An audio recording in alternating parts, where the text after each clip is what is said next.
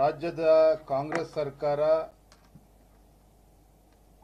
1 ವರ್ಷಗಳ ಒಂದು ಸಾಧನೆ ಬಗ್ಗೆ ಮಾನ್ಯ ಮುಖ್ಯಮಂತ್ರಿಗಳು ಸಚಿವರು ಇವತ್ತು ಮಾತನಾಡ್ತಾ ಇದ್ದಾರೆ. ಮತ್ತೊಂದು ಕಡೆ ಭಾರತೀಯ ಜನತಾ ಪಾರ್ಟಿಯ ಜೊತೆಗೆ ಈ ನಾಡಿನ ಜನಸಾಮಾನ್ಯರು ಸಹ ರಾಜ್ಯ ಸರ್ಕಾರ ಕಳೆದ 1 ವರ್ಷದಲ್ಲಿ ಏನು ಸಾಧನೆ ಮಾಡಿದೆ ಅಂತೇಳಿ ಅನೇಕ ಪ್ರಶ್ನೆಗಳನ್ನು ಕೂಡ ಕೇಳ್ತಾ ಇದ್ದಾರೆ. ಒಂದು ಕಡೆ ಕಾಂಗ್ರೆಸ್ ಪಕ್ಷದ ಮುಖಂಡರು ಹೇಳ್ತಾರೆ, ಮುಖ್ಯಮಂತ್ರಿಗಳು ಕೂಡ ಒಳಗೊಂಡಂತೆ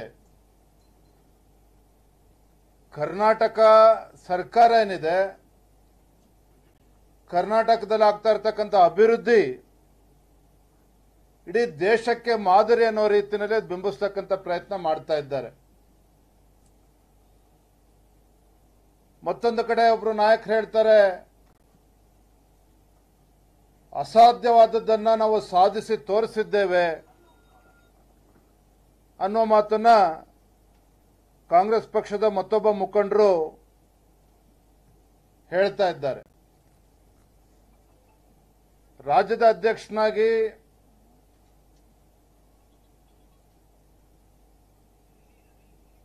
ಒಂದು ರಾಜ್ಯ ಸರ್ಕಾರದ ವೈಫಲ್ಯಗಳನ್ನ ತಮ್ಮ ಮುಖೇನ ರಾಜ್ಯದ ಜನರ ಮುಂದೆ ತೆರೆದಿಡ್ತಕ್ಕಂಥದ್ದು ನಮ್ಮ ಕರ್ತವ್ಯನೂ ಕೂಡ ಹೌದು. ಹಾಗಂತೇಳಿ ಟೀಕೆ ಮಾಡ್ತಕ್ಕಂಥದ್ದು ಅಷ್ಟೇ ಅಲ್ಲ, ವಿರೋಧ ಪಕ್ಷವಾಗಿ ಒಂದು ಸಕಾರಾತ್ಮಕವಾಗಿ ಒಂದು ಕನ್ಸ್ಟ್ರಕ್ಟಿವ್ ಅಪೋಸಿಷನ್ ಪಾರ್ಟಿಗೆ ನಾವು ನಮ್ಮ ಜವಾಬ್ದಾರಿಯನ್ನು ನಿರ್ವಹಿಸಬೇಕಾಗಿರ್ತಕ್ಕಂಥದ್ದು ನಮ್ಮ ಕರ್ತವ್ಯನೂ ಕೂಡ ಇದೆ. ಮಾನ್ಯ ಮುಖ್ಯಮಂತ್ರಿಗಳು ಉಪಮುಖ್ಯಮಂತ್ರಿಗಳ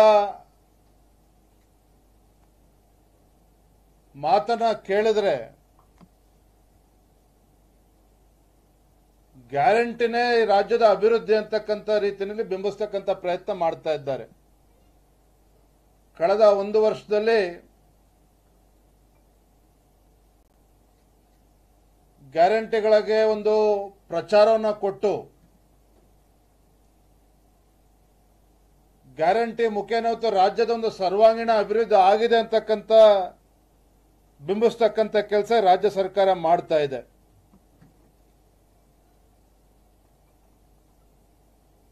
ಈ ಸರ್ಕಾರ ಬಂದ ಮೇಲೆ ಈ ರಾಜ್ಯದ ಕಾಂಗ್ರೆಸ್ ಸರ್ಕಾರದ ದೊಡ್ಡ ಸಾಧನೆ ಅಂತ ಹೇಳಿದ್ರೆ, ಬಹುಶಃ ರಾಜ್ಯದ ರಾಜಕೀಯ ಇತಿಹಾಸದಲ್ಲಿ ಒಂದು ಹೊಸ ಪ್ರಯೋಗ ಮಾಡಿದ್ದಾರೆ. ಕೇಂದ್ರ ಸರ್ಕಾರದ ಜೊತೆ ಒಂದು ಸಂಘರ್ಷದ ಹಾದಿಯನ್ನ ತೆಗೆದುಕೊಂಡಿರ್ತಕ್ಕಂಥದ್ದು. ಅಂದ್ರೆ ಮಾನ್ಯ ಮುಖ್ಯಮಂತ್ರಿಗಳು, ಉಪಮುಖ್ಯಮಂತ್ರಿಗಳು, ರಾಜ್ಯ ಸರ್ಕಾರ ಕೇಂದ್ರ ಸರ್ಕಾರದ ಮೇಲೆ ಟೀಕೆ ಮಾಡ್ತಕ್ಕಂಥದ್ದು, ಗೂಬೆ ಕೂರಿಸ್ತಕ್ಕಂಥದ್ದು, ಎಲ್ಲ ವಿಚಾರದಲ್ಲೂ ಕೂಡ ತನ್ನ ಜವಾಬ್ದಾರಿಯಿಂದ ನುಣುಚಿಕೊಂಡು ಕೇಂದ್ರ ಸರ್ಕಾರದ ಮೇಲೆ ಬೆಟ್ ಮಾಡ್ತಕ್ಕಂಥ, ತನ್ನ ಜವಾಬ್ದಾರಿಯಿಂದ ನುಣುಚ್ಕೊಳ್ತಕ್ಕಂಥ ಕೆಲಸ ಈ ಸರ್ಕಾರ ಯಶಸ್ವಿಯಾಗಿ ಮಾಡ್ಕೊಂಡು ಬಂದಿದೆ ಅಂತಾನೆ ನಾವು ಹೇಳಬಹುದು.